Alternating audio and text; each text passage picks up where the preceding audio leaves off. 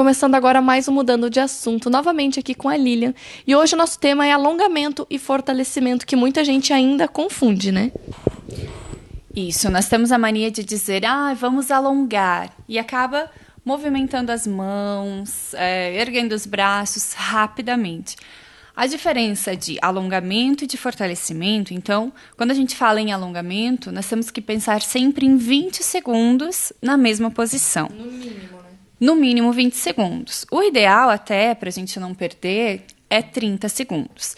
Então, 20 segundos, a gente alonga, mantém, e aí sim, conta 20 segundos, porque esse músculo ele precisa ter uma zona elástica e depois a gente chama de uma zona plástica, que é onde ele vai permanecer alongado. Então, essa fibra vai alongar, permanecer, para daí, quando ela voltar, ela não voltar rapidamente, voltar da mesma forma. Alongamento precisa ter esse tempo, então. O fortalecimento, ele normalmente tem repetições. Então, não adianta, por exemplo, estar fazendo vários movimentos e dizer, eu estou alongando. Isso é fortalecimento. 3 séries de 10, que é comum, né? Ele é fortalecimento. Então, o mesmo movimento fazendo repetições com peso, com carga ou sem, ele é fortalecimento. Então, estou fortalecendo. Alongamento, parado, com um tempo determinado. Fortalecimento, movimento. Quanto mais carga, mais se fortalece. Porém, por exemplo, em academias, uma carga excessiva, já nos primeiros momentos, ele pode dar dano para a fibra muscular. Então, o que é ideal numa academia? Começar aos poucos. Começar, mas é 5 quilos. Ótimo, 5 quilos vai dar para aquela célula do músculo condicionar, ativação do sangue na ordem certa, bastante líquido. E aos pouquinhos, gradativamente, a gente vai aumentando o peso. Porque se você começar com 20 quilos de início, num bíceps, por exemplo, que está bem fraco, ele vai dar fadiga, ele pode romper fibra muscular, pode dar estiramento muscular. Então, aos poucos é que se faz o fortalecimento. E o alongamento pode ser antes do exercício ou depois. Eu gosto de dizer que antes de um treino, de um fortalecimento, é importante aquecer. Então, aquecer pode ser numa caminhada, numa bicicleta, com movimentos. Então, primeiro aquece, aí fortalece e depois alonga. De repente, seria o ideal de um exercício para o dia a dia. Certo, então, para a gente finalizar, vamos passar uma dica para quem trabalha, às vezes, muito tempo sentado, para quem passa muito tempo estudando, sentado. É indicado, pelo menos de hora em hora, levantar e fazer um alongamento. Então, a gente agora vai passar essa dica para você. Para quem fica muito tempo sentado, para quem trabalha ou estuda muito tempo sentado, é importante estar sempre alongando. Então, agora a gente vai passar uma série de mobilizações e também de alongamentos bem simples que dá para fazer em qualquer cantinho, né? Isso. Algumas profissões colocam as pessoas muito tempo sentadas, ou, o contrário, muito tempo de pé. Então, estar fazendo alongamento faz com que o sangue circule, faz com que a fibra alongue e relaxe.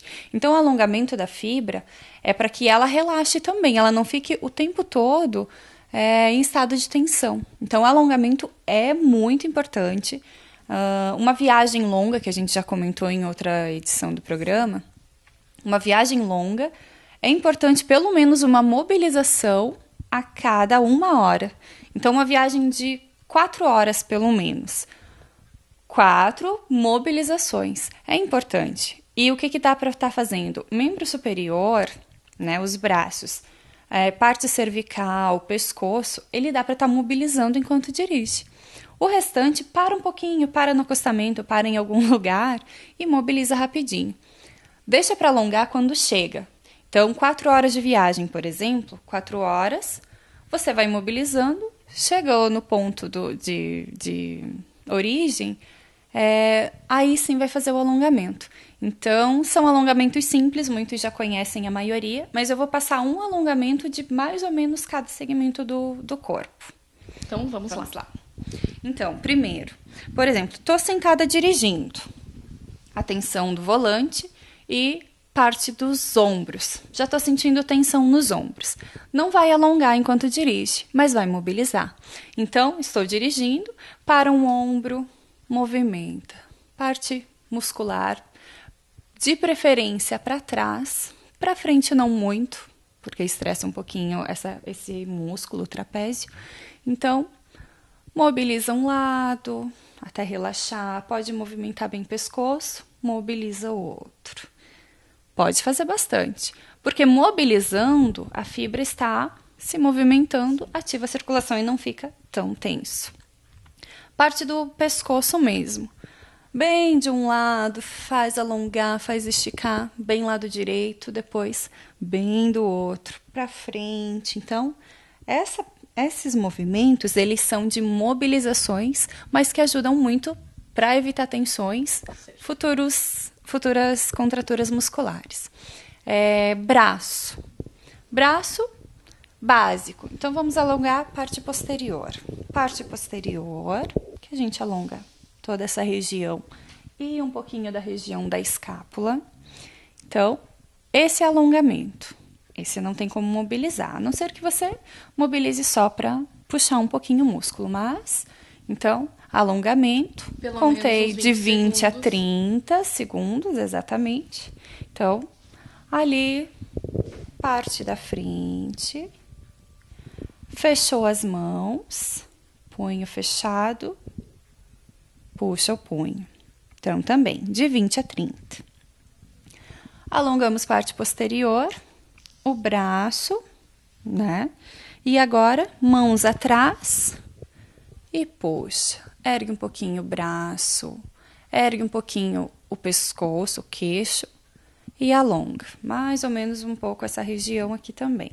Tem várias outras formas de fazer os alongamentos, mas são dicas básicas. O tronco, muito tempo parada, muito tempo sentada, ou muito tempo de pé, que ficou numa posição só.